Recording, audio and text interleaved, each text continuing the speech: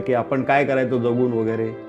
मी एकदा असा प्रयत्न पण केला होता. महालक्ष्मी स्टेशन आहे मुंबईचं, त्याच्या एकदम कोपऱ्यावर गेलो होतो. हे कुणालाच माहीत नव्हतं.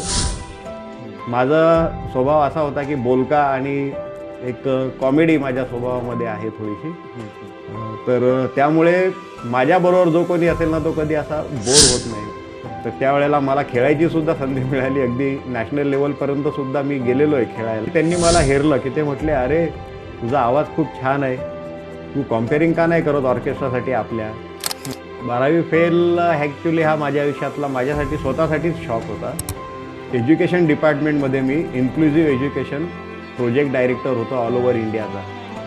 तर त्याच्यामुळे मला जो अनुभव आला म्हणजे त्या निमित्ताने मी जवळजवळ अर्धा-अधिक भारत फिरलेलो आहे. अपयशातून उभा राहिलेला हा प्रेरणादायी प्रवास पाहायला विसरू नका. 26 मार्च गुरुवारी संध्याकाळी 7 वाजता आपल्याच मनस्पर्श साहित्यवर.